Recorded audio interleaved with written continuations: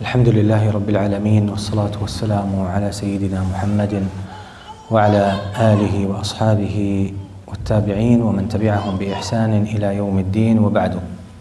Looking at the age groups, first Assalamu alaikum wa rahmatullahi wa barakatuh. Looking at the age groups in this hall made me rethink probably the topic we're going to talk about. Because my understanding was we are speaking primarily to parents and to maybe the youngest would be teenage brothers and sisters, but I see kids younger than that and a good number of them. So may Allah make it easy on us. Just want to highlight a few things so that there is no unrealistic expectations. The title of this on the flyer was Digital Awareness and Wellbeing, Preserving Family Values. I want to give you a background as to how this developed. It was first developed as, it was a family day, right? So the idea was to talk about parenting. And being a parent myself, this is a topic that I deal with on a daily basis. It's a continuous struggle, and so I do speak about this with a little bit of personal involvement and passion. But again, we wanted to narrow that down and speak about a specific topic with regards to parenting, because parenting is a very big topic, and there are so many sub-themes that could go under it. But we wanted, since it's only a small event, we wanted to speak about something specific, so hopefully there would be some value there. So we wanted to talk about what parents need to be aware of, what insights they probably need to develop, things they need to pay attention to with regards to, what's going on with social media. And this has to do with their kids, with their children, their teenagers.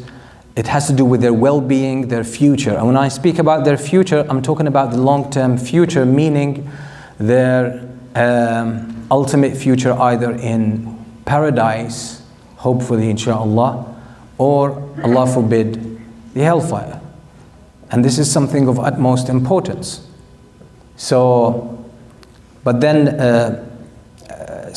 this is the scope we're going to talk about. So the primary audience for this topic really would be the parents. But it's not exclusive to the parents. As I said, the youth or the teenagers or older, they can actually benefit from that if they want to. Because a parent cannot fix everything in the family. They need the cooperation, they need the awareness, they need the help, the goodwill of their children as well, to be able to do that. So parenting is actually teamwork. And there's a lot of back and forth. So this is the scope we're going to talk about, and I want to seize the opportunity to maybe give you an example of how the principles of Islam apply to new matters, what we consider to be contemporary matters. We humans have a tendency, and it's important to be aware of that.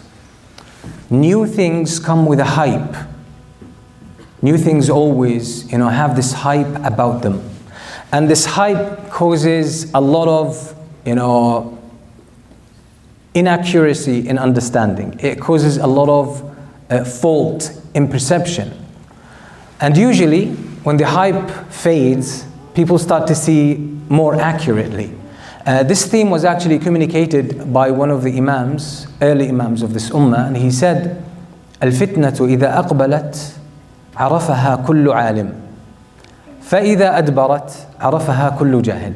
The fitna, the trial, a test, when it approaches, before it arrives, in the early stages, a person of knowledge, a person of wisdom, they recognize it for what it really is. Once it passes and it runs its full course and it's over, now other people figure it out when it's too late. This refers to the concept of hype. And we are a people who live now in the hype of technology and social media, to the point that we think, the principles of life have changed, when in reality, the principles of life don't change. That's the definition of principles. Principles are universal. They are timeless. They work all the time. But on the surface, it seems that things are changing. But the rules of, that have been established throughout history will always work. What's true will always remain true. What's false will remain false. What's good will remain good. What's evil will remain evil. These things don't change. And we shouldn't be fooled by this layer on the surface. It's important to see deeper. This is what we call basira in the Arabic language. We call it insight. Now, as parents, with social media invading every aspect of our life, actually not invading, but taking over almost every aspect of our life, along with other challenges, other institutions, other environments that our kids spend a lot of time in, be it the local neighborhood, be it schools of different types, be it the masajid with other kids, be it any sports activity that they regularly go to. These are huge influences. Plus the demands of life in such a society where everyone needs to work hard, as if there's one person, the father works in the house, he's the breadwinner, then they have to work, to do a lot of work to make ends meet. And in many cases, the mother as well works. And this leaves room for very little communication, meaningful communication with our kids. Who takes over? The environments that we spoke about and social media. When I say social media, it's quite a wide concept as well. We're talking about social media like platforms like Facebook, Twitter, TikTok, etc. We're talking about YouTube, for example, and we're talking about video games. Now, I want to get you involved, parents involved. I want to get some kind of an idea of, if you have a child, and I would say a teenager, in a typical day, school day, how much time goes to school from the moment they leave the house to the moment they come back to the doorstep of the house? How long? In average, 6, 7, 8 hours with the transport. 7, 8 hours. 8 hours. Do you agree on that? 8 hours. So that's 8 hours. They obviously, once they come back, they have assignments, right? Roughly, in average, assignments take how much time in a day, in a typical day? Give me answers. Parents, from your experience, assignments, homework, how many hours? 1 hour? Okay, 1 hour. So that's 9 hours. Video games. Video games. 3? Is that 3? 5? 0. Okay, we're not talking about the exception. We're talking about, the rule. What's the average? Really, you know what? I'm going to go right to the source. So the teenagers here. In a typical day, how many hours video games do you play, guys? Fortnite? Call of Duty? How many hours? 1? Only 1? MashaAllah, awesome. 3 hours? 2? More? 4? You broke the records. But I'm sure this is a very humble estimate. Okay, let's say, let's take the average here, almost 2. We said 9 hours and 2 hours. That's how much? That's 11 hours. Sleep, Mothers, how many hours on average your kids sleep as teenagers? Huh? Someone give me numbers. 7, 8, 7, 8. Let's say 7, which is a very humble number for a teenager. So okay, we have 11 hours and 7 hours, that's 18. That's 18 hours. There is 6 hours left. Using the washroom, being on the phone, being on social media, food, etc., right? Speaking to their friends.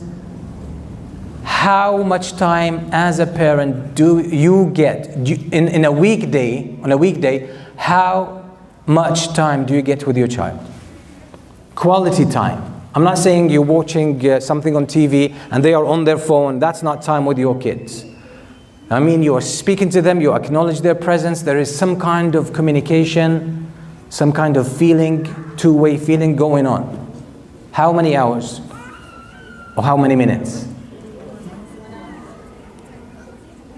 So who has the biggest influence on your child? Who has the biggest influence on the child? Who has the least influence on the child these days? What do the kids get told in the different environments they spend?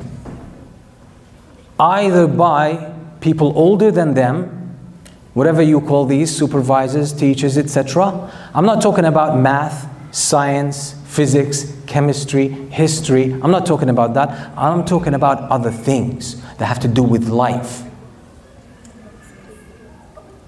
And other kids who tell them about their own adventures and about their plans and about their fantasies as well. Now, this is the question. Is the time that you spend with your child and the quality of time that you are able to offer them, is it enough to really neutralize any negative influence from the other sources combined? Is it enough that you become the biggest influencer in your child's life? Is it enough, let's ask a more humble question, is it enough for you to know what's going on with your child, what's going on in the mind of your child, what they plan, what they believe in, what they accept, what they want from life?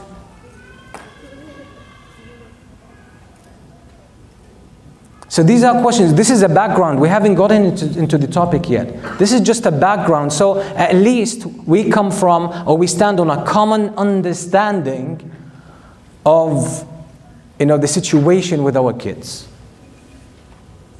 That's the question. Now, social media. What is the ruling of social media in Islam? All these platforms. Social media, in the shape that it is, by the way, it's only different on the surface. It's only different on the surface. It's called social, and it's called the media. And we always had this in human history. Media is communication. Social is humans, interacting with other humans. We always had that. We had that from, day one. Humans communicated. Humans socialized. Humans exchanged information. There were influencers. But what changed was the technology, and the technology led to a change in the amount, the quantity, and the quality. Because now communication is more accessible, is more easily accessible, right? You don't need to step out of the house to go and meet people and socialize with them. It's only a button away or a click away. And you can get to socialize. You can spread something, or you can, receive something. So what it did, it intensifies something that already exists. So social media as something new, it's not totally new. Certain aspects of it are new, and we need to recognize what is old and what's new. So in terms of socialization, do we have guidelines in Islam? Do we have standards in Islam? We do. In terms of communication, do we have standards and guidelines in Islam? We do. So we have all the background, we have the principles to govern the way we deal with social media. But then we have to tune it up just to address the difference in terms, again, of quality and quantity and intensity. That's it. And some new things emerge with intensity, because you could do something and it's beneficial, but if you do it more than, more than what's healthy, it becomes harmful. Let's say you exercise. Isn't like physical workout a good thing? Absolutely. But if you start overdoing it, what's going to happen? You will ruin your health. The same with everything. Everything needs to be done in moderation. So what social media did, it made communication and exposure to ideas and communication of ideas readily available, to the point that we are indulging in excessive use of communication. We started becoming addictive. You can actually communicate with less risk, because when you socialize with people in person, there is a human factor. There are psychological issues. There are people who are shy. There are social norms that govern communication. On social media, there is no direct personal communication. You are from behind the keyboard, the screen. You are at a physical distance. And that brings out more of the things you are unlikely to bring to the public in a normal setting.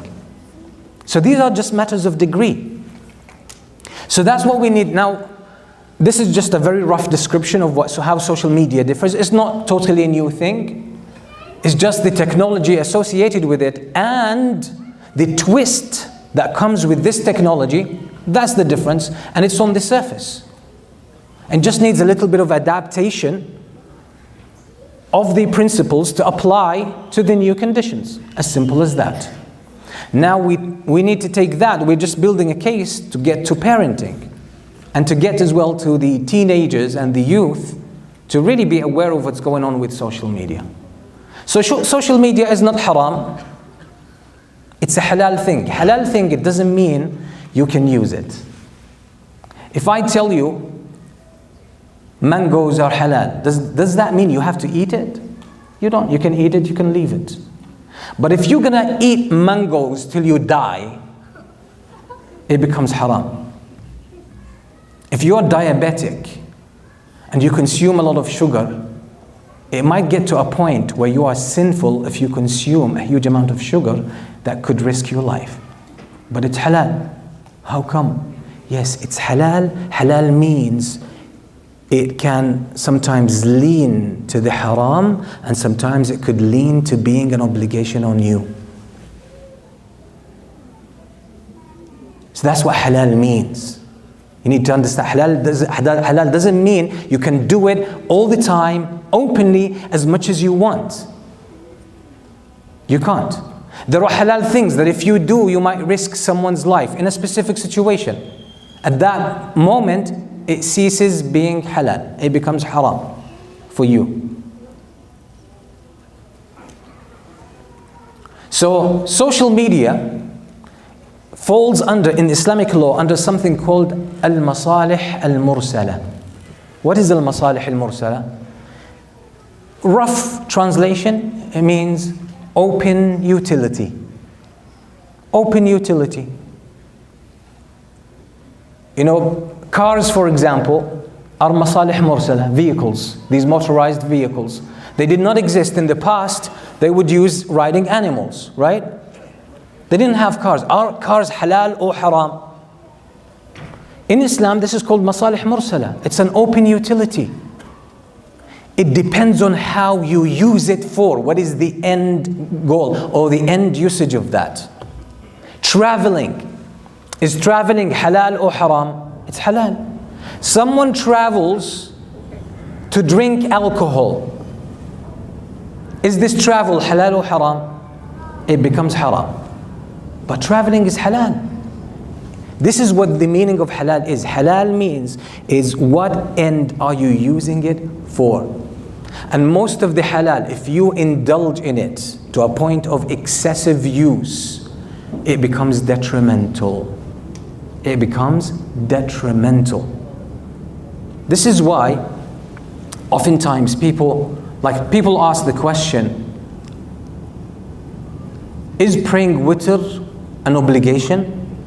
Or is praying the sunnah, al-rawatib, you pray with, before Fajr 2, before Fajr 4, before Dhuhr, etc.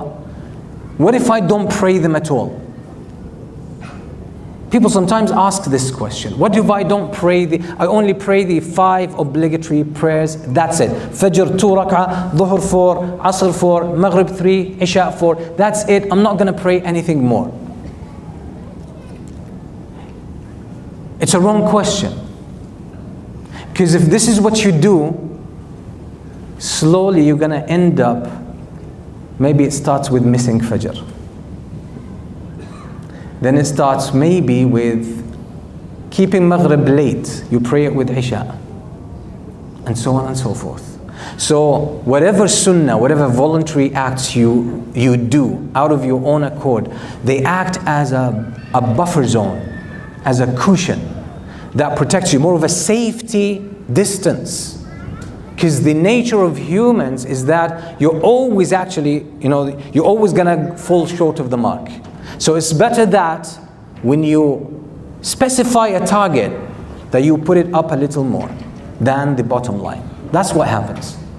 So when we humans only ask the question, what if I only pray the obligatory prayers? That's the wrong question, because the simple question is, there's no blame on you. But practically speaking, over a long period of time, what's going to happen? You're going to start missing your obligatory prayers. And that's known from experience. You don't need to risk and see that in your own life. The same thing applies to anything halal in our life. How do we deal with social media? Now, I'm going to speak about the ideal state, and I have parents in mind. I have parents in mind. And I might call on you to give me some answers. But you might need to think deeper than the immediate or the spontaneous answer that we are usually programmed to give. What do we need social media for? What do we need social media for? Give me the important things. The important things, not for fun, passing time, and knowing new friends. I'm not talking about these things. I'm talking about things that are substantial to life, things that are consequential, things that really have an impact, like something you can't live without. Communicating with the family. Okay, communicating with the family. Good. What else?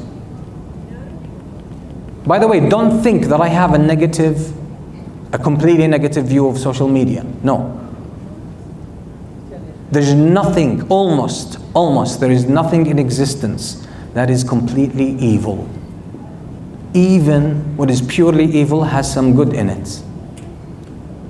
But in this life, it's always a mixture of good and evil. And the question is, does the good outweigh the evil? That's always the question. The things that are haram in Islam, all of them, in a way they have some benefit, even if it's an accidental benefit. For example, Allah says in the Quran, يَسْأَلُونَكَ عَنِ الْخَمْرِ وَالْمَيْسِرِ. They ask you about intoxicants and gambling. قُلْ فِيهِمَا إِثْمٌ كَبِيرٌ وَمَنَافِعُ لِلنَّاسِ. Tell them, there is a lot of sin in them and benefits, not benefit, plural, benefits for the people. وَإِثْمُهُمَا أَكْبَرُ مِنْ نَفْعِهِمَا. And the evil side of them outweighs the good side of them. This works with almost everything that is haram. So when we are talking about halal and haram, good and bad, we're not talking in absolute terms at all, because this only exists in the mind. In reality, you're always dealing with a mixture of good and evil. Okay, so what are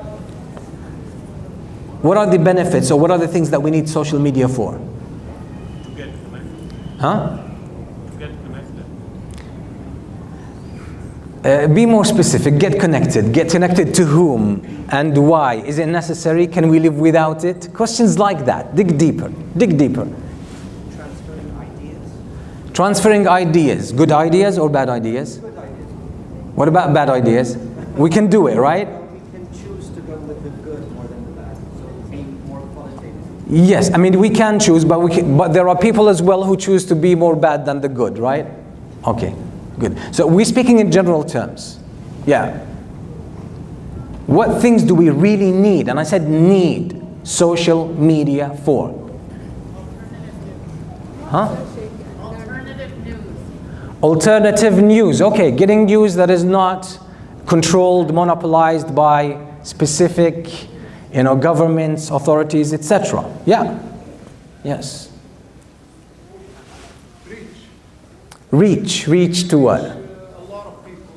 Okay, that's more of an influence. Someone who has ideas, who influences other people, right? So they can reach a bigger audience, which again could be good, but could be evil. So it expands the good and expands the evil. You see, that's what utility is. That's what an open utility is. It can work with with good ends, and it can work with evil ends. Yeah. What else? I saw more hands.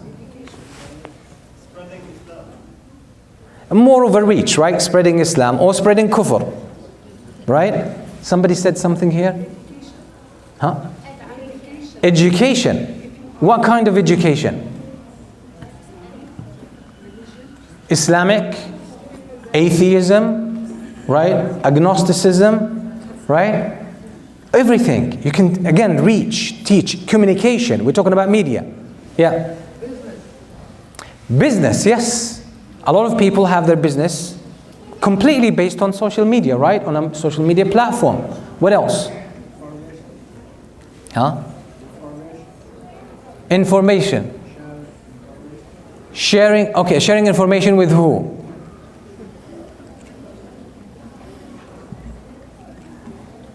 I'm just trying to make it hard for you, but good. Okay. Learning. You can choose to learn. Learning. Any topic you can learn. You can be self-learned. Yes. So more access to education. A lot of educational platforms, content. Yes. Very good point. Yeah. Sorry? Exchange resources between the parents. Exchange what? Resources among parents. Yes. Okay. And kids could exchange resources about good things or bad things, right? We're speaking in general terms. I'm just trying to emphasize, see, it can be used for good or evil, yes. Fundraising is becoming a quite common practice. Fundraising, yes. So a lot of the activities that we usually have in person, a lot of them could be done through social media, online.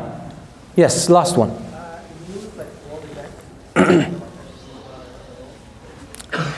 Yeah, especially as the sister said, if you are getting alternative news outlets rather than the ones that are controlled.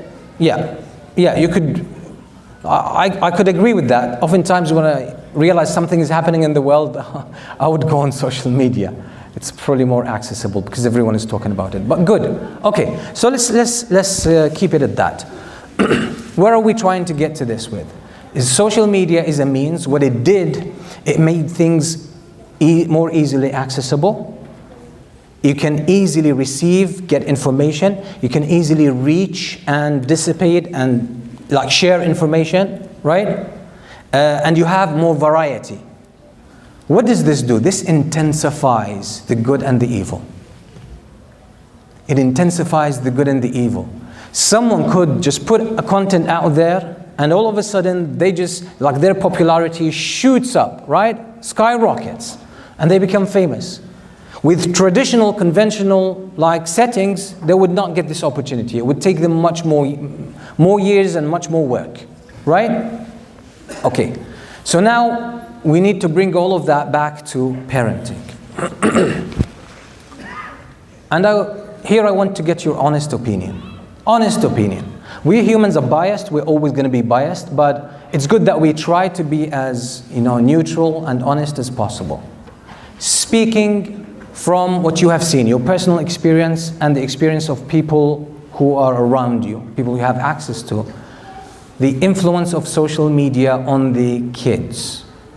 I'm sure there are benefits, I'm sure there are harms. The big question is, has there been more benefit than harm, or more harm than benefit? Second. I forgot which one was first. So, more harm? Who agrees that there was more harm than benefit? Put your hand up.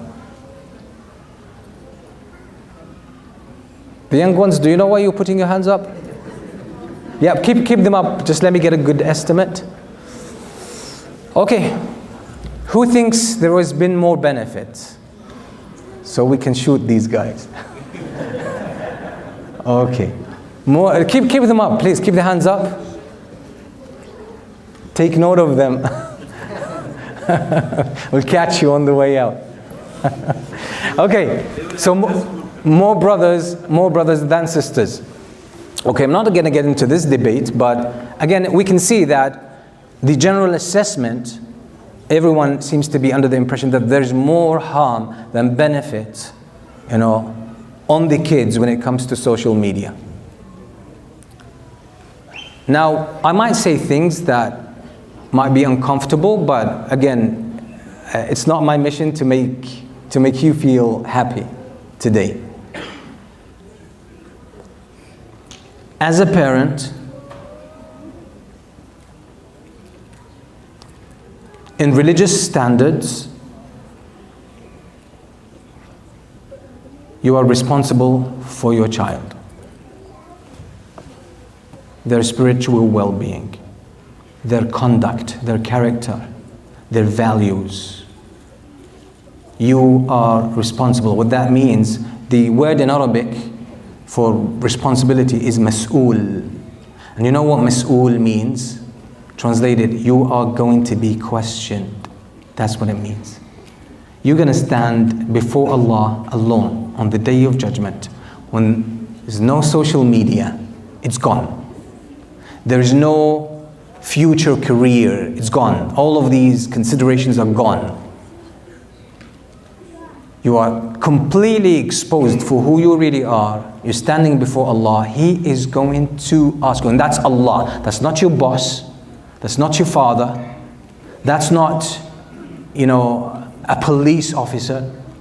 That's not anyone you respect or whatever among the human beings. This is Allah who knows you inside out. He's going to ask you about how did you perform as a parent? Did you do everything possible to guarantee to the best of your ability that your child turns out to be a better person in terms of their chances of getting into paradise? That's the real question. That's the real question. Because career is gone. Future of your child is gone. All of that is gone. All of that is just utility of life. The reality is, the criterion with Allah subhanahu wa ta'ala is your child, did your child make it to paradise or not? Did you do what you had to do? Because you can't guarantee. You're a human being, but you can't guarantee how your child turns out to be, but you can try your best. That's what Allah is going to ask you about.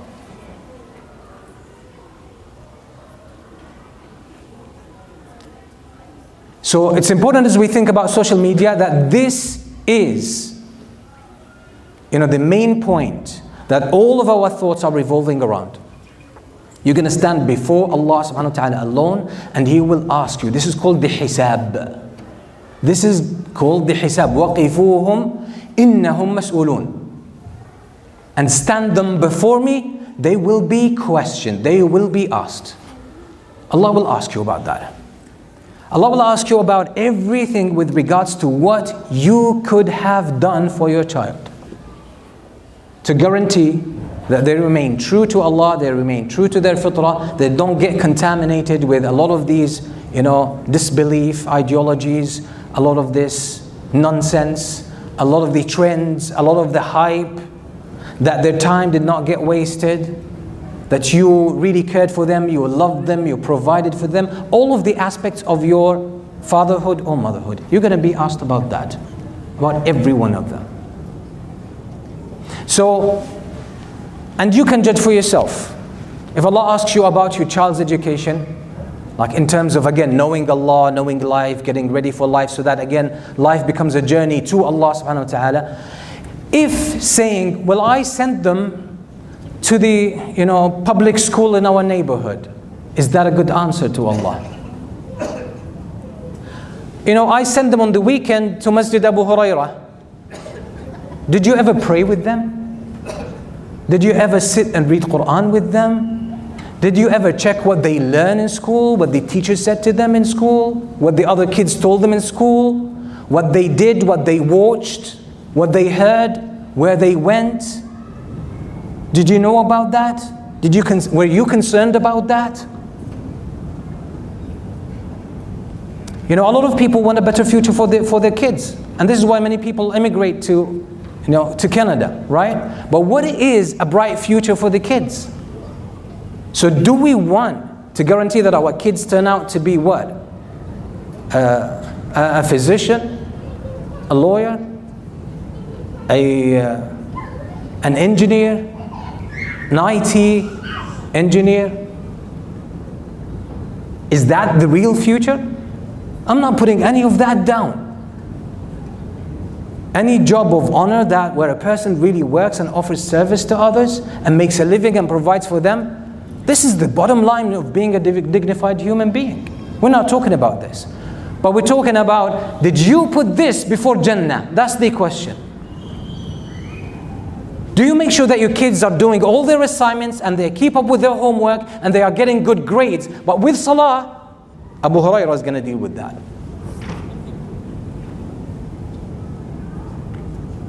Now there's a statement that is attributed to Umar ibn Khattab radiyallahu anhu. It is quoted so many times, although the chain of narration has been questioned by scholars. But generally speaking, it's accepted. And the meaning is correct. حاسبوا أنفسكم قبل أن تحاسبوا وزنوا أعمالكم قبل أن توزن عليكم. Hold yourself to account before Allah holds you accountable. You set the numbers right, the scales, set them right. Do you have answers to those questions? Weigh your actions, your parenthood, weigh it up. Is your child watching stuff and learning stuff online that is contaminating their heart and ruining their spirit, making them someone who doubts Allah, hates Allah, someone who is inclined to sin, desire, and a lot of the confusion that is spreading everywhere? What did you do to prevent that? What did you do to stop that? How much of that are you responsible for putting them in a certain environment? Or, what could I do? That's what they have in school, right? That's what all the kids do in school. So who put them in that school? Oh, that's the only school. The only school where? In Scarborough. Who brought the kids into Scarborough? Maybe you want to go a step or two or three or 5 or 10 back and hold yourself truly to account to see how much have you truly contributed, even when you are not directly ruining your child's heart and spirit.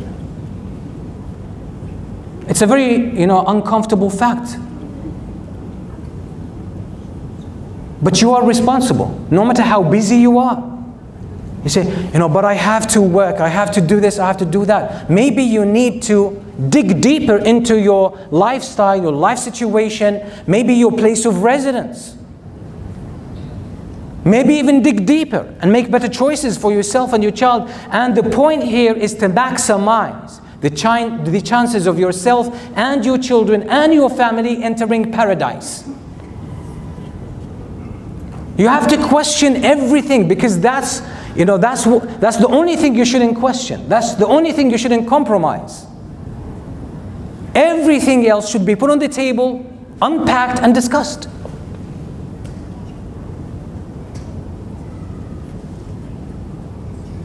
So the fact, I can't control my son's access to social media. I don't know what they watch.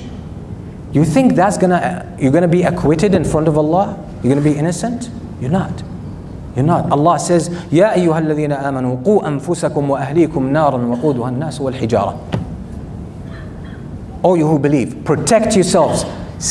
Save yourselves and your family, your household, from a fire whose fuel is humans and stones. It's your responsibility. It's your responsibility. So if the environment is not good, if the influence around is not good, then you have to think of changing it. Even if it means you're going to make a sacrifice. And by the way, every good requires a sacrifice. But there are people who are unwilling to make a sacrifice. And the question is, let's take a radical point. Someone sacrifices their career, their dreams, and their financial, maybe, freedom for the sake of, you can't guarantee anything, but for the sake of maximizing and choosing the best environment and the best kind of setup for their kids to maximize their chances of entering paradise. They made that sacrifice. Would it be worth it or not? Your answer to this question, tells you so much about what your priorities are. This is not about tactics, how to use social media, parental control, and things like that. It's overwhelming. You know what worked 10 years ago doesn't work now at all. Things have changed. What kids get taught in all the different environments has changed. There are forces, there are influences that are taking the child away from the parents. Take them away from morality. Neutralize them in every sense so they can be gullible and they can be controllable. Empty the human of every meaningful content. So they can be only people about their desire, about entertainment, about food, about money. And that's it. So then they can pull them in any direction they want.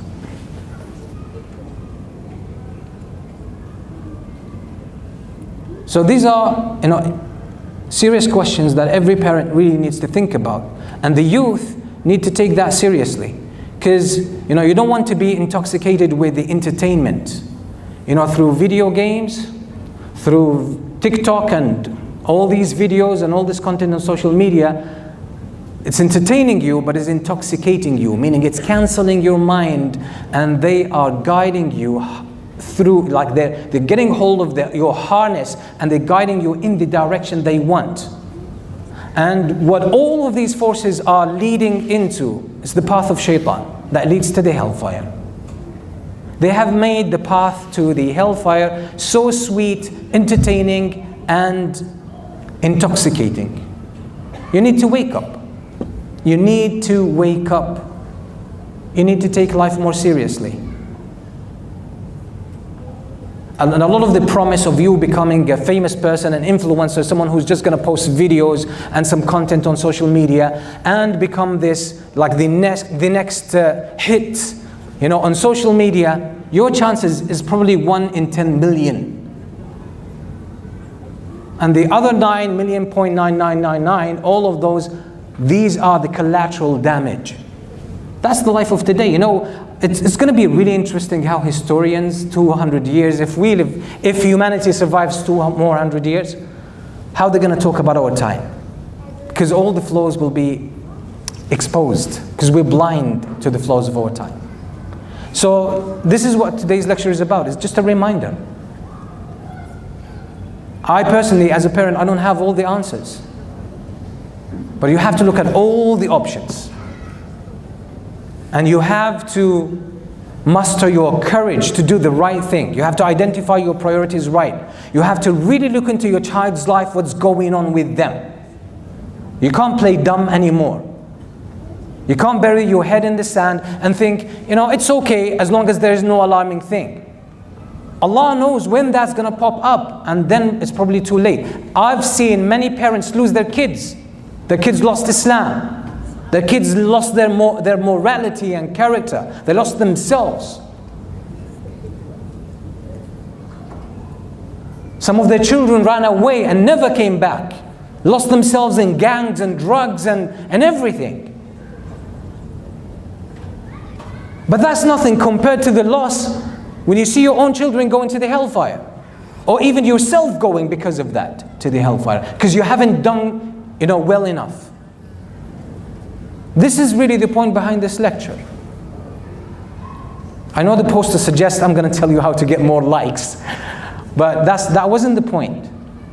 You want to get more points, more likes with Allah subhanahu wa ta'ala. That's what really matters. And it's really not a joke. It's alarming. It couldn't get more alarming than it is. It's boiling underneath. It's at the verge of eruption. But we don't want to see it. Why? Because we're getting some advantage. We are getting a lot of entertainment. We are learning a lot of good stuff, yes. Some people are making money out of social media. Some people's life has become easier. But the question is, you need to create a real inventory, a real audit. Is the benefit, in my case, total benefit, is it worth the loss, the total loss? That's what you need to think about. And you can't think about it as it is now. You need to see, you need to investigate, what path your children are upon, so that the results will maybe pop up 2, 3, 5 years from now. You need to take that into account.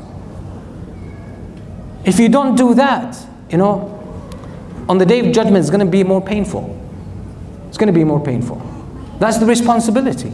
And a truth that hurts is better than a lie that makes you feel comfortable. So may Allah subhanahu wa ta'ala guide us and help us as parents really make the best choices for our kids, for their eternal well-being and for their salvation and for our own salvation. May Allah subhanahu wa ta'ala guide us and show us the truth. We'll take some questions inshaAllah ta'ala, and please keep them to the point, and again to the point of this lecture and what it's talking about, okay?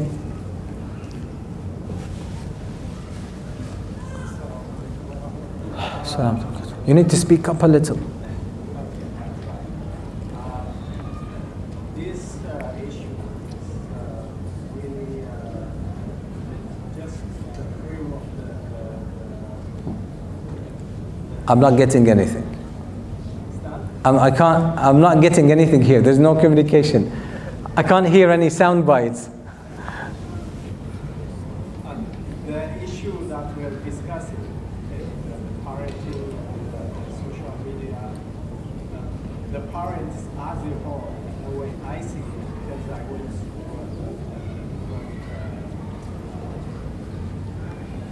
I use with the usual that's and this topic is being discussed and addressed in the masjid or masajids. For example, the people in here is maybe 1% of the parents. So what's the question? The question is, what can we do better than just to address this issue to the general? Address it in yourself. We don't need to jump to step number 5 before we do step number 1. Let's do number 1. Then we move on to number 2. Then we move on to number 3. We're going to get to number 5. But trying to see what's going to happen at step number 5, that's actually, it's not going to help us. So that would be my recommendation.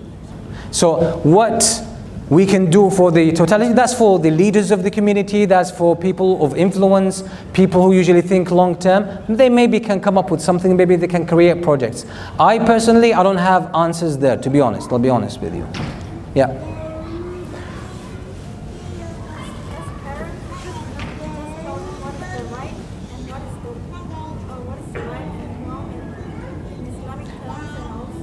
You mean parenting is just telling kids what's right and what's wrong?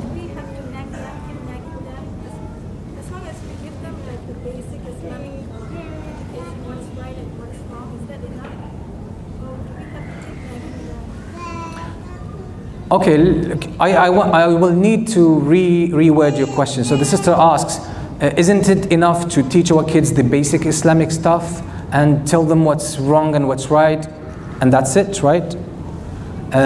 What is an obligation on the parents depends on the environment. So if you live in an environment where, let's say 600-700 years ago, when most people were going to the masajid, kids would get education, people would only see, generally speaking, good things in society. They would pick up a lot of good influence from around. This makes the parents' job easy. But when you live in a place where there is a lot of negative influence, it becomes your obligation to prevent and then protect and then do whatever is necessary for the salvation of your kids, for the uprightness of your kids. So it depends. It's a very dynamic view depending on which environment you're living in. If there's a lot of good support around, then that just makes your job very easy. And that's why a lot of us are running on old models when people used to go to the masajid, kids would be educated by neighbors, by everyone. So they would pick up a lot of good things from society. But now you don't have that. You have exactly the opposite, a lot of ideological and spiritual attacks on your kids. So you say, I just give them basic Islamic education? Absolutely not. That's not enough. Then they won't be willing to listen to you. They already see parents as backward, old school, unsophisticated. They don't understand. So no, it's not enough. In today's world, in the society here we live in, no. What is enough is you do what you can to save them and protect them and immunize them against all of that. Yes. If someone wants to live in an environment, they have to know what their obligation is, what the challenge really is. But trying to adopt a fancy, simple idea of what parenting is, no. That would be just really giving up on one's responsibility. Yeah, I know this is not a nice answer, but I'm being just straightforward. We can't follow the child at home, and we can't control, we can't see what the child watching. But you know, outside is open community. What I can do with him all the time, I tell him this is right, this is halal, the Muslim doesn't do this. I follow him all the time. Yeah. But sometimes the children doesn't want to listen and go to outside, see the different. We are looking at the child all the time. Okay, I'm not going to give any individual answers. But what I'm saying, describing the situation, okay? Describing the situation should be the first step to responding to it. But saying, that's the society, it's open, there's a lot of influence, children don't listen, it's an open society, what can I do? You're taking a huge risk with your child. But the thing is, again, this is why I said you might need to think deeper is me being in this environment right? How much involved my child, how much exposed socially they are? These are important questions. Even which part of the GTA I live in, that could actually be a factor.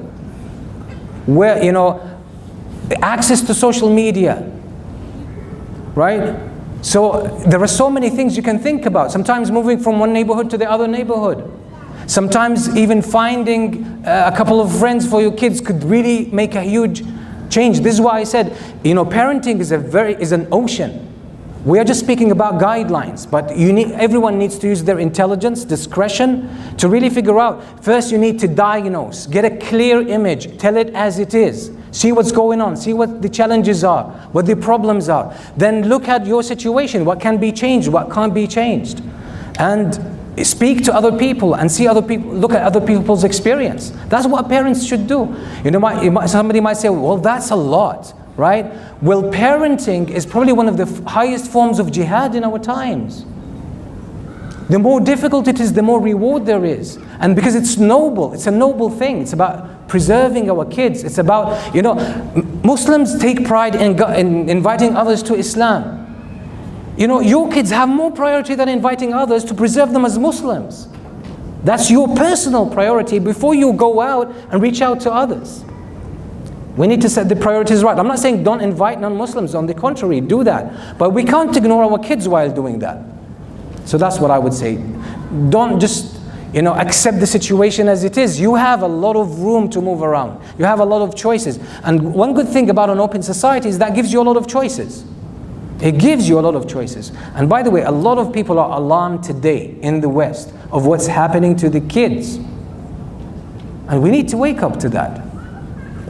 Yeah.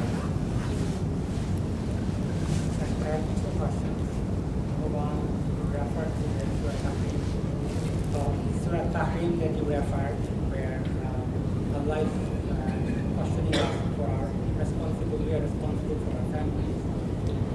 What is the context of family here? Who we are responsible for? Number one question. And number two, you being a parent, what is your advice to us? Throwing them to school or doing homeschooling, is there something you recommend? Okay, Jazakallah khair. So the first question, who are you responsible for? The people you provide for. Same thing. So that would be what Surah Al-Tahrim mentions, one's wife as a man and one's children. And the wife is responsible for her children, and she is required to give respectful advice to her husband, but not as an authority. As to what advice I would give, again, this is why I said this is an open here. There's an advantage to being in an open society. You have a lot of options. There are people who can do, remote learning. But again, this doesn't suit everyone. Some people can do homeschooling. Some people do unschooling, by the way. Am I saying any of that is right? No, people's circumstances are drastically different. Not the same solution. The same solution doesn't necessarily apply to everyone. So this is why there is no substitute to awareness and taking matters in your own hand, understanding what's going on in your life, what potential there is, what dangers there are, what open paths are available. Utilize that, because what's available to you might not be available to me.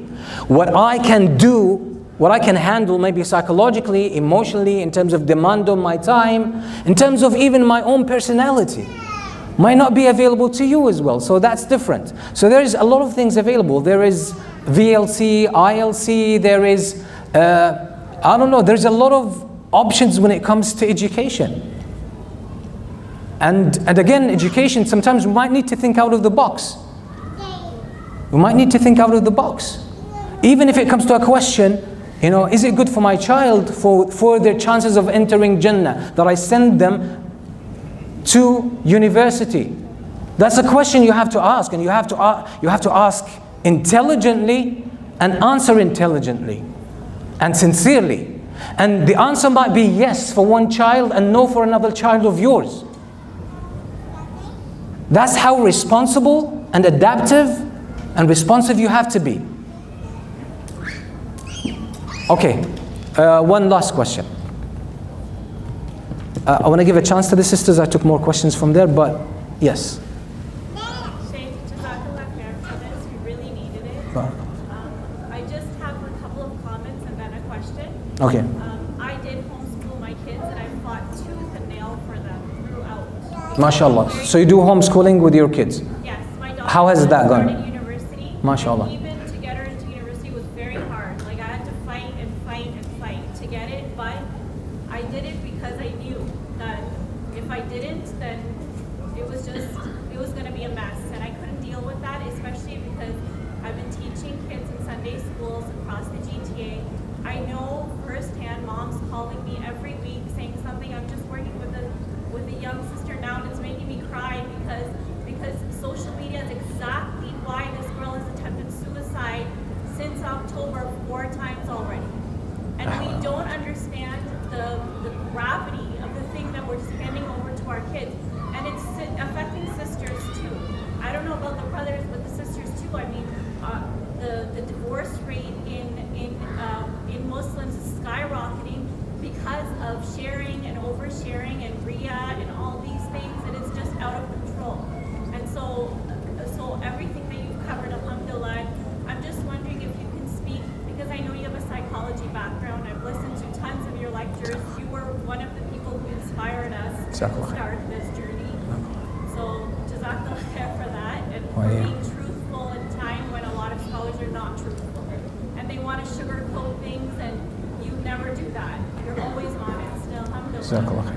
And I know you speak from a place of experience, alhamdulillah, but from a psychological perspective, that I don't think people realize the gravity of our kids with that flicking finger and seeing all these things constantly and being bombarded by that. Yeah. The fact that I think something that worked for me was to keep them busy. Always keep them busy with something, right? Otherwise, my husband's sitting with them and reading something or whatever,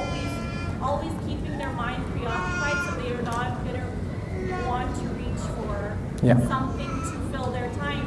Because the truth is that we're also filling our time with the screens. They're seeing us do it, so they want to do it too. Yeah. So subhanAllah, just from a psychological perspective, if you could just go a little bit deeper. Jazakallah khair. So barakallah fikum. So the sister again offers homeschooling to her children, and it seems to be, alhamdulillah, having good fruits. But I understand the struggle. Not everyone can do that, either due to constraints in time, not being able to do it in the first place because it's very demanding.